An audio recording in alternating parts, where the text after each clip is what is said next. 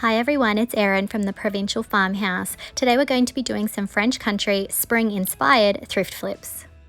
We're going to be using the IOD farm animals and queen bee stamps. We're also going to be using the vintage textures and the crockery stamp along with black IOD ink and the ink pad. You can find a full product list in the description of this video and all your crafting needs on our website, theprovincialfarmhouse.com.au. Let's get started. I found these lovely little slate and ceramic plaques at the thrift store, and I believe they were about $1 each. I thought that they were really cute, but I thought the colors really dated them. So after cleaning, I'm giving each one of them 2 coats of Dixie Belle's drop cloth chalk mineral paint. Drop cloth is a lovely antique white, and it's one of my favorite colors to use when I'm going for a French country look. Once my paint is dry, I am applying a coat of Dixie Belle's Gloss Clear Coat. This is going to be important for our next step. Once the clear coat is dry, I'm coming in with one of my favorite products, Dixie Belle's Tobacco Road Voodoo Gel Stain. This is a water-based stain, and if you've been watching my videos for a while, first of all, thank you very much. But this is a wonderful thing that you can use not just to stain wood, but also as a glaze. So I really have been enjoying using this. It's a lovely warm brown, and I use it almost like an antiquing wax. And the gloss is going to allow me to wipe it back wherever I feel that it's too heavy. So I'm applying a generous coat here with an artist brush to get into all of the details, and then I'm going to grab a wet wipe and I'm going to wipe back a lot of it. I really want it to sit in the details of this little plaque, and it's going to give it a bit of dimension. If you're going to give something like this a go, remember you can always skip this step, or if you want to add a bit of interest, you could use a different colored glaze or perhaps even a wax. Remember, this is just an idea that you can use with whatever products you have on hand. So I'm going to repeat the same process for each of these little plaques. I just love how the Tobacco Road stain is sitting in all of the details, especially the rough edges and also the engraved lettering that's there. I thought that when that was really obvious, it was a little bit too much, but having the stain sit in just a few areas has really toned it down and made the florals the focal point.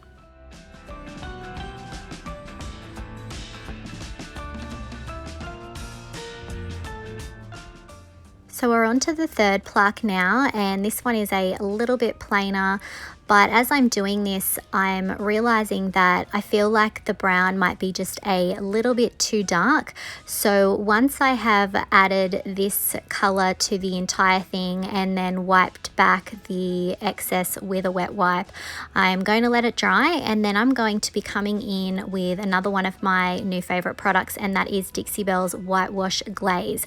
This is going to tone down the brown just a little bit, and it's going to give it a bit of a softer aged finish. So remember, you could possibly replicate this with a white wax or perhaps even a watered down chalk paint.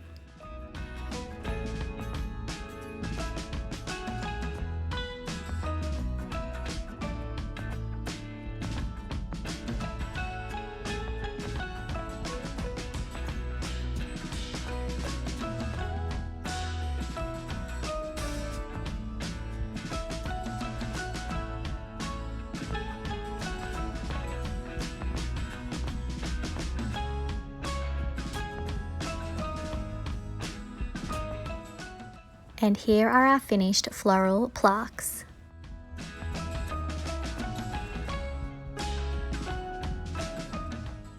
I'm really happy with how these turned out. I think they definitely look more high-end. I think that the color was just dating them, and that adding the drop cloth and then the different stains has definitely taken it to a whole new level. Let me know what you think of these projects in the comments.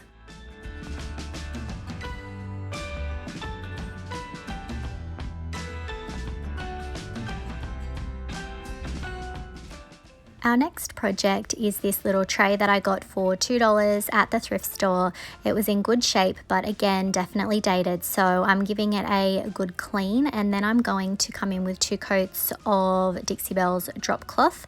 And I am painting on a base coat. I'm not going too heavy to start off with. I just want to get a good foundation coat. I'm also going to be painting the bottom, and it's going to probably take another coat to get that full coverage.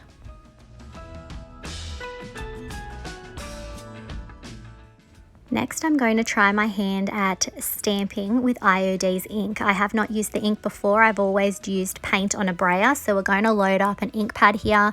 So you want to shake your ink really well, and then you're going to gently squeeze your ink out in a little border there, and then get progressively smaller with your rectangles as you go in. And then I'm just running the tip of the ink bottle. I'm not squeezing any additional ink out, and I'm just pulling the different lines of ink together to saturate my pad. And I'm going to keep doing this until the whole thing has been covered and you can see the ink is being pulled in by the ink pad there. And then I will put the lid back on and top it up when needed.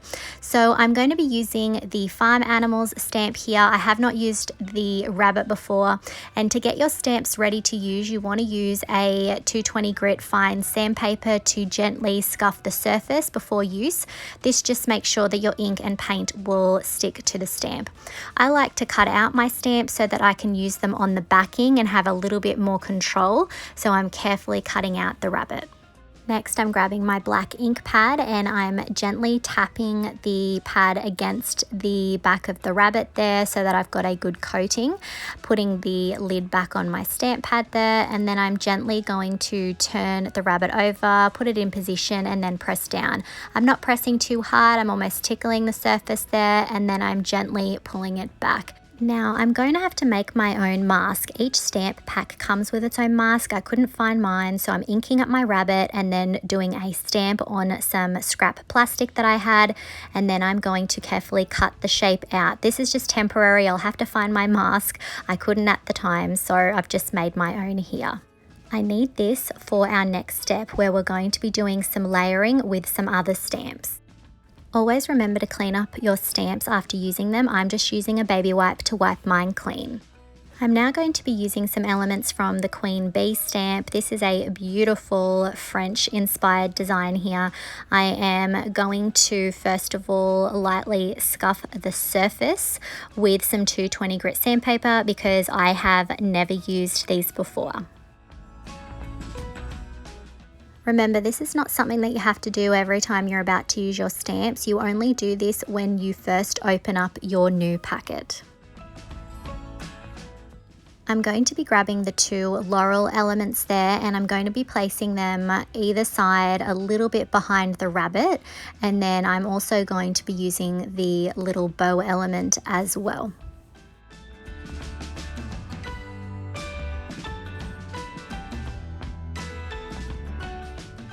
Now that I know where I want my other stamps to go, I'm going to ink up the little bow first, and that is going to go underneath our rabbit in the center.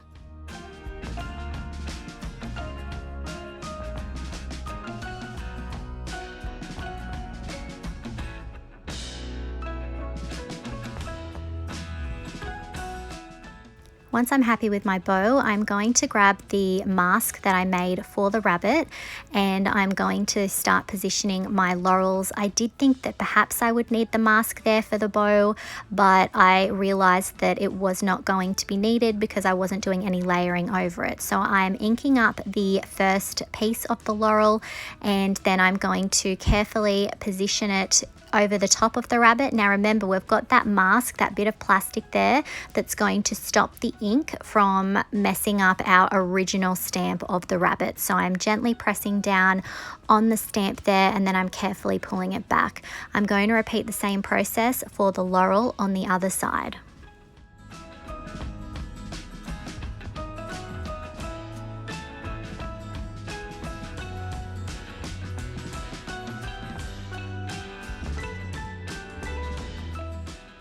So as you can see, as I'm removing the little mask, that the laurels did not wreck our rabbit stamping.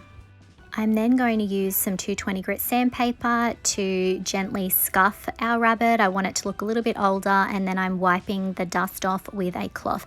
I did want to touch up a few areas near the whiskers. I did not cut out the whiskers properly for our mask, so I'm just touching that up with a little bit more of the drop cloth. I'm then sealing the entire tray with gloss clear coat.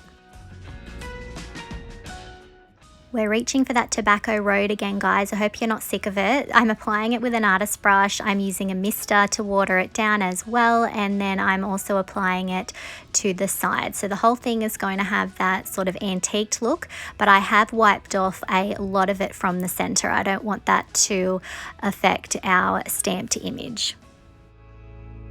I just love how the stain is sitting in all of the imperfections on the tray. We're going to add some more imperfections. I'm using a little flathead screwdriver to run it along the edges of the tray to give it a weathered, chippy sort of a look.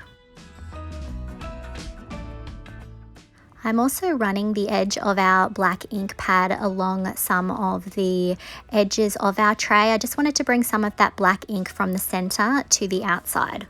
Finally, I'm going to be adding some twine to the handles on the end there. I'm using my hot glue gun. I'm just adding a few little dots of glue along the way and securing my twine in place. So I'm doing that for both sides. I love the rustic feel that twine brings, but you could always add something like a lovely lace ribbon if you wanted to go in a bit of a different direction here. So I thought I was done, but I got a little bit stamp happy and decided that I wanted to add some of my other favorite stamp, which is the crackle stamp. I'm just adding a bit of ink and randomly pressing it.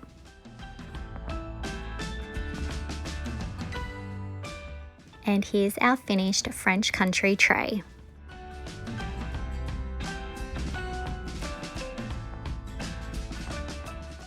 I just love how this came together, and I'm definitely obsessed with using the ink on the stamps. It's definitely going to be something that I do a lot more of. Let me know what you think of this project in the comments.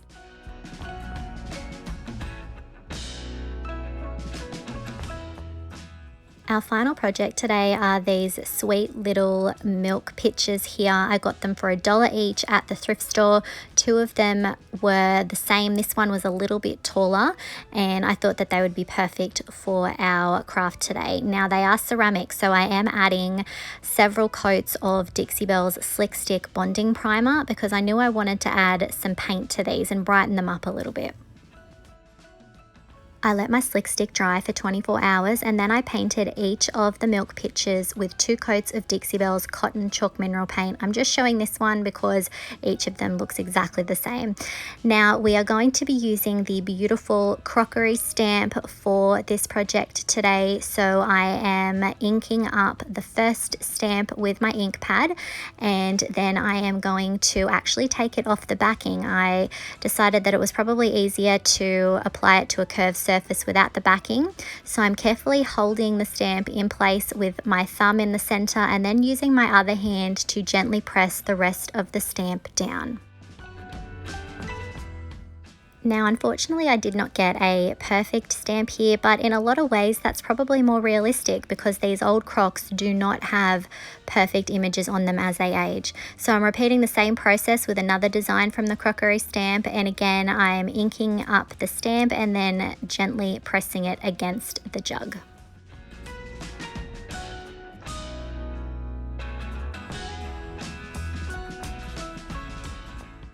I did miss a couple of little letters down the bottom there, but it was pretty easy for me to carefully reposition the stamp and to get a better impression the next go. It was a pretty hot day while I was doing this, so I am using a wet wipe to clean my stamps off in between before the ink has time to set. Next, I'm using this lovely Devonshire cream design on this slightly larger jug, and again I'm just carefully pressing the design down. This is probably one of my favorite stamps from the crockery stamp set, and in my last video I did an impression with this one, so if you haven't seen it, go back and check out my last video. Next, I'm running the ink pad along the edges of the little jugs there. I'm running them along the top and on the handles, and on these smaller ones I also added it around the base as well. Finally, I'm adding a few little cracks from the Vintage Textures crackle stamp. I'm inking up the stamp and then just randomly pressing it against the jug lightly. To finish these off, I'm sealing each of them with Dixie Belle's Gloss Clear Coat. And here are our finished little milk jugs.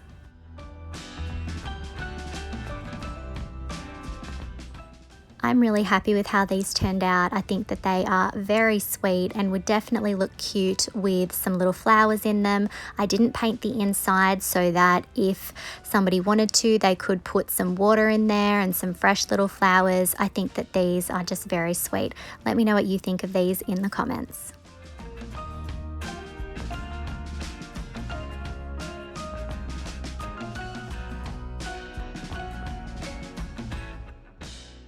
I really hope that you enjoyed today's video and that these projects have inspired you to get creating this spring. Let me know in the comments which project was your favorite from today's video, and if you enjoyed it, please hit that like button.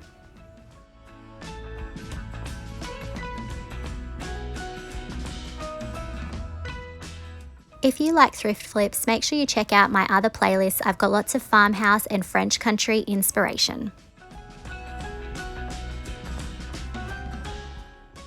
If you're not already, I would love it if you could hit that subscribe button and the notification bell so that you don't miss out on any of our videos. You can find the products used on today's video on our website, theprovincialfarmhouse.com.au.